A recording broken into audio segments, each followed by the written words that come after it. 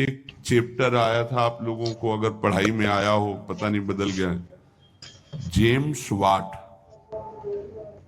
एक James Watt नाम का बालक, जिसको निकम्मा समझा जाता था घर में, वो एक दिन बैठा था, देखा कि एक बटलुई चढ़ी थी और उसके ऊपर ढक्कन रखा था, नीचे से भाप ऐसे करके ढक्कन को उठा देती।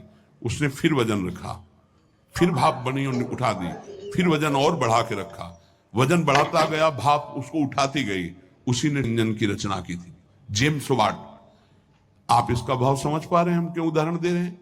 जब आपके अंदर अग्नि पैदा हो रही है, जलन पैदा हो रही, तो आपके जीवन को भगवान की तरफ ले जाने वाले पावर को उठा जागृत कर रही। तुम विचलित होकर उसे विषय भोगों से पुनः शांत कर देते हो। उसे शांत नहीं करना, उसको और बढ़ाना है। आग को जितनी बढ़ जाएगी उतनी जोर से अध्यात्म की तरफ आप चलोगे। उल्टा मत चलो, उल्टा मत सोचो। ये आग समन का अवसर नहीं, आग बढ़ने का अवसर है। आग बढ़ने दो, वही तेजस्वी बनाकर तुम्हें अध्यात्म की ऊंचाई पर चढ़ा देगी। उस बात से अनुभव किया कि भाप में कितनी ताकत है। अगर ये भाप मिले तो बहुत बड़ा कार्य चल सकता। तो वही कोयला झोंकर भाप पैदा करके इंजन के द्वारा ट्रेन निकलवा दी, और उसको सब निकम्मा समझते थे। बस वो विचार, ये चिंतन का विषय। हमारे अंदर जो आग पैदा हो रही, कामाग्नि, क्रोधाग्नि, लोभाग्नि, उसे हम सह रहे हैं। उसको सह रहे हैं तो एक पावर बन रहा है। वो पावर आपको सीधे भगवान की तरफ बढ़ाएगा।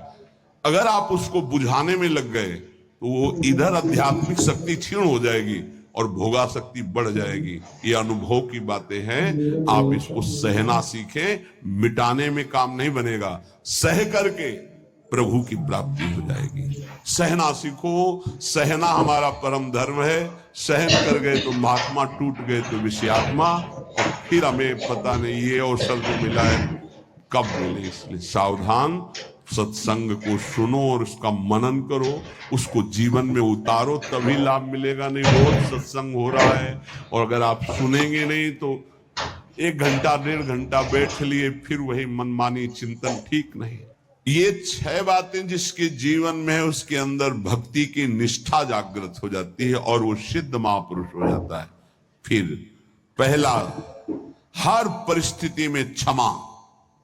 बहुत कठिन है, बहुत कठिन है।